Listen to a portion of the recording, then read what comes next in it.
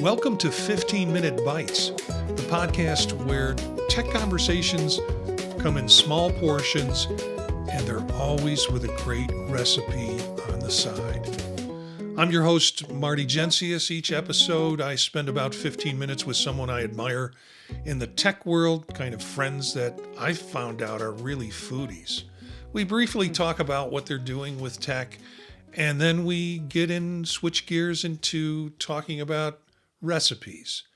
And each guest brings their favorite recipe, often one they've actually cooked or they brought from their childhood or they've learned along the way.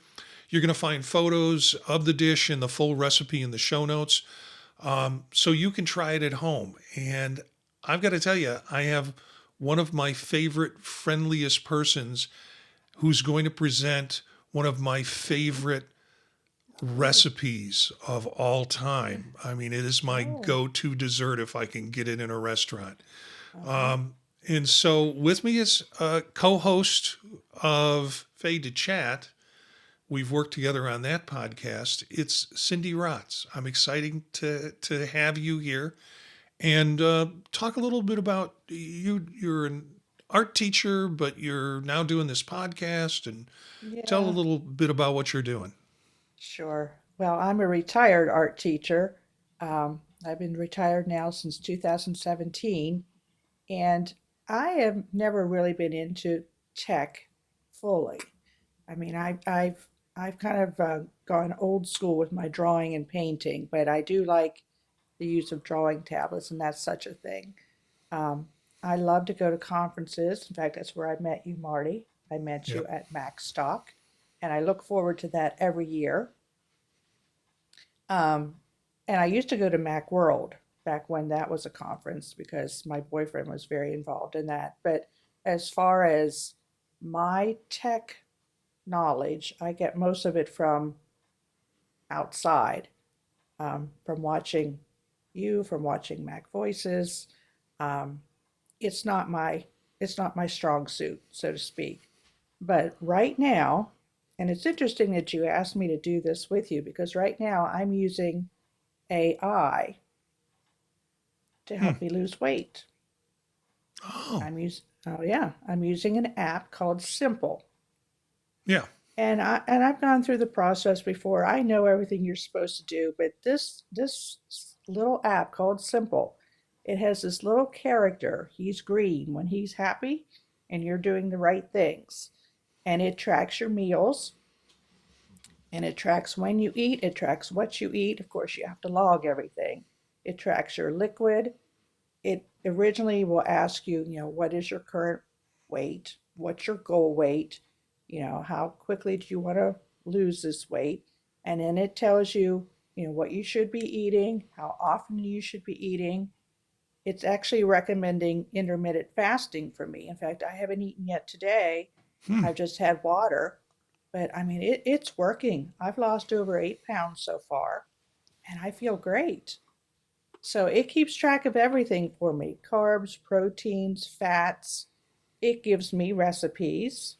It'll ask me what my favorite foods are. Like if I said, I want something with peanut butter, it will tell me what I can eat and how much of it I can eat.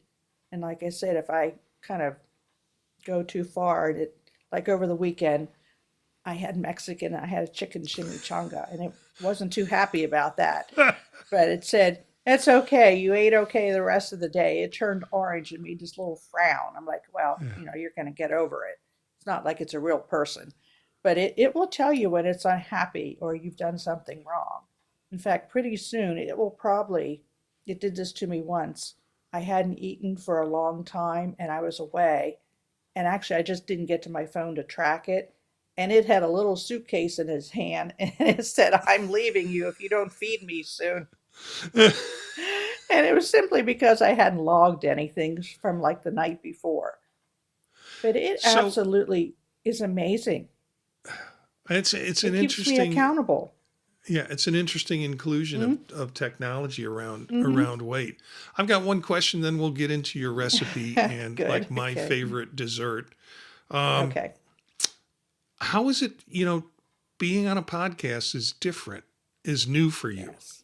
Yes. And I sometimes see you in the channel of some of the podcasts I'm on, so you're listening. Hmm. But being part of one, what is that like for you? Because we've done 14, 15 episodes of Fade to Chat. Well, it's interesting. When I first even thought about doing with you, I thought, oh my gosh, what have I gotten myself into? This is a mistake. I'm gonna just be a nervous wreck. And I was very nervous in the beginning. And Mm-hmm. I will admit, it's, I shouldn't, nobody understands. They say, well, you're a teacher. You understand. It is Mm-hmm. different talking to children. I can talk to children all day long. It's different talking to children than it is to adults, and especially like at a conference if you're on a stage. And I wasn't used to this kind of interaction, being on Mm-hmm. camera. And I didn't have the technical means. So I have a friend who helped me out with the Mm-hmm. camera and the microphone and all that type of thing. But I guess also I'm a perfectionist and I wanted to make sure I didn't disappoint you. I wanted to do a good job and I wanted to do the best I can. But now, you send me show notes in the morning. I'm like, oh yeah, we're doing a show this morning. Whereas before it's like, when's he going to send me those show notes? I got to review those show notes. Now it's like, oh, okay, you know, Yeah, you're and you much more sent me relaxed. this. Yeah, you're much Yeah, more relaxed and much more conversational. And yeah, if I imagine anything for you, that it's gotten much more comfortable for you and you feel like you're on top of it. yeah. It's And not I on look top of you. forward to it. I Yeah. look forward to it now. It's like, oh, we already have our next movie chosen. I'm looking Yeah. forward to talking about it. So yeah, yeah, Yeah. I'm happy to do this. The recipe thing is easy. This Yeah. is an easy Okay. one, and this So is let's one of my talk about your favorites. recipe. Okay. Your recipe is, as I said, one of my favorites. I'll Yeah, be mine honest too. with you. I would be over the moon if it was lemon meringue pie, Oh, but it's key really? lime pie. I Um, make lemon meringue too. yeah. So talk about a little bit about the recipe. I'm going to kind of switch to a view to it.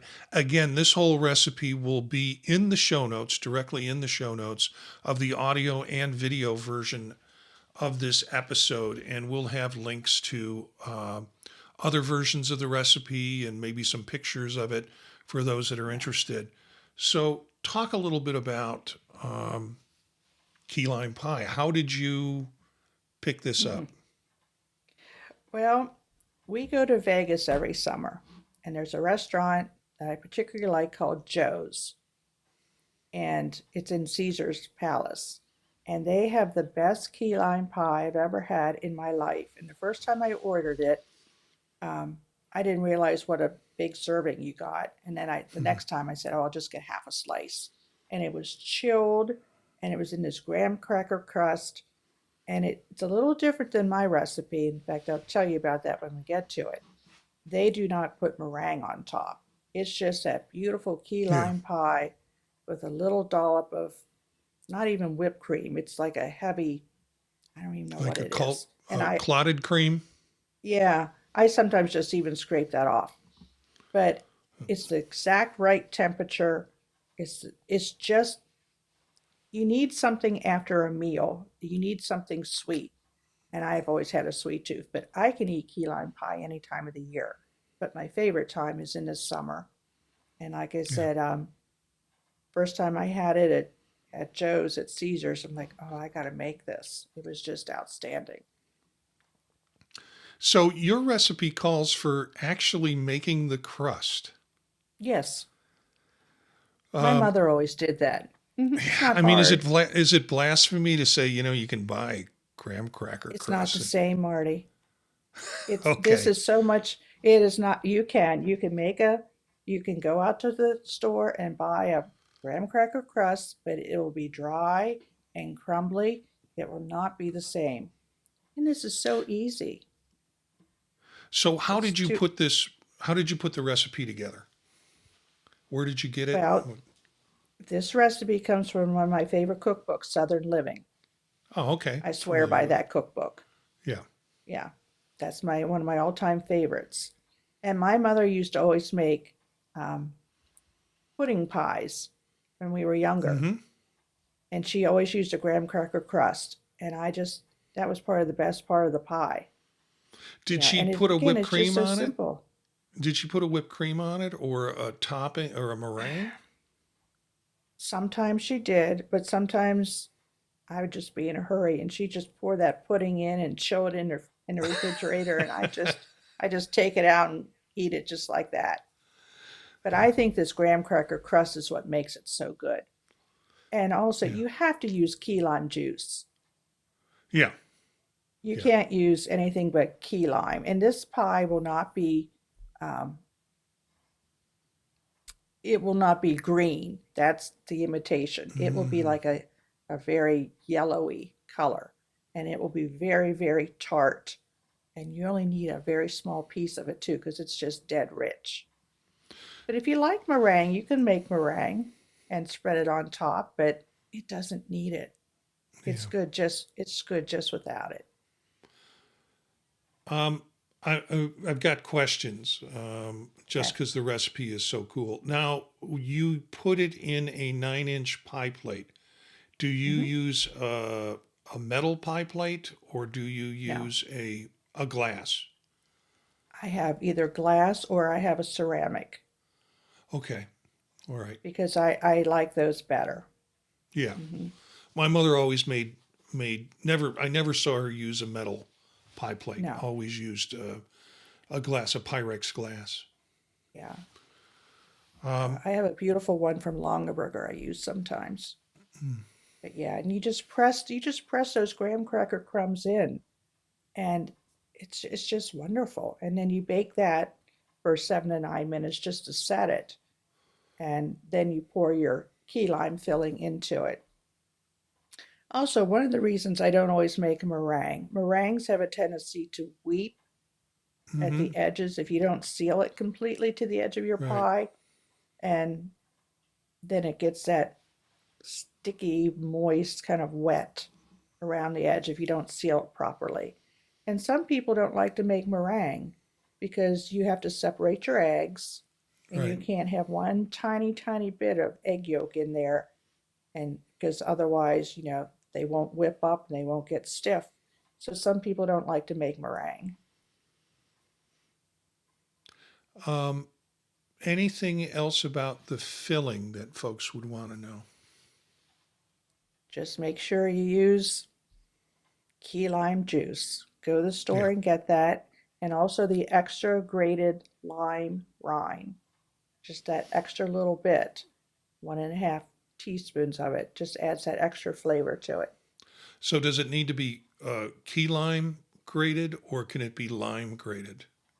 It can be lime, yeah, Lime, just regular lime, lime. Okay. yeah. And I like to have the pie chilled really, really well before I eat it. I'd Okay. say at least 2 to 3 hours. Chill Yeah. it really well before you eat it. But with the meringue, I Mhm. was working on a recipe. I do a lot of stuff. My experience in chemistry labs, I think, has helped me with my cooking most of all. Mm. But I was gonna make what was more of a egg muffin, if you want to call it that, in using a muffin tin. And I wanted it to get very airy. I wanted it to be very Mm-hmm. light. And so I searched, and they said put some cream of tartar in. Mm-hmm. And don't put a lot in, otherwise it winds up tainting the flavor of the egg. Mm-hmm. And it just created all these little bubbles in it, nice air. It made it very airy and kind of souffle. And so that's been a recent discovery for me, and I see now it is kind of a essential ingredient for meringue, I would imagine, in order to kind of Oh yeah. Yeah, you have generate to have the cream of tartar. Did you yeah. mix it with a beater or did you mix it by hand or electric mixer? I generally stay out of. I mix it by hand. I mix most stuff by hands, and I But say like a that hand beater? a whisk, a Oh, whisk. if you use a hand beater, that makes a difference. Yeah. I think the recommendation was don't overbeat it. Okay. And I had a tendency to overbeat my eggs if I wanted to make like a light omelet, but not to overbeat it. And frankly, I don't use an electric mixer because it's a pain in the butt to take off the top shelf to put the things together to get a bowl. So yeah, simple things that I'm making for breakfast and stuff like that, I'll use a whisk for. Okay. Here's a little bit of trivia I bet you didn't know about me. What? I used to work in a bakery. Oh, that's cool. Even when I was teaching. It's called the Butcher Shop here in Chambersburg. And for some reason, I decided I needed a part-time job. And I went into the bakery at 6 in the morning and made everything from pies to cookies to lemon bars to banana breads. I mean, we made everything in that bake. Yeah, we made everything in that bakery. Yeah, lemon bars. That was my That's another mother's go-to. And on my birthday, my family will make me lemon bars. So yeah. Yeah, they're great. So we're going to have to wrap up. Okay. And, folks can find you as part of the Fade to Chat podcast. And you can listen to that. I appreciate you talking about the app. I will make sure and have a link in the show notes for that. We'll have the recipe and we'll have some other sort of, maybe I'll find the one from Southern Cooking or some other Southern Living. Southern Living, yeah. Southern Living. I will find some other links to put in the show notes, so make sure and check that out. Thanks for being part of this. This is a fun new little Marty. quick podcast that we're doing. And thanks to you for listening to 15-Minute Bites. If you enjoyed the episode, check out the show notes for links of photos of today's dish and the full recipe. Subscribe, rate, or share the show. You can find us on YouTube at youtube.com/@15minutebites or on all of your pod-catching services. You can email us at the Pod Talk Network at gmail.com. Until next time, keep experimenting, keep cooking, and remember, good ideas often start at the table.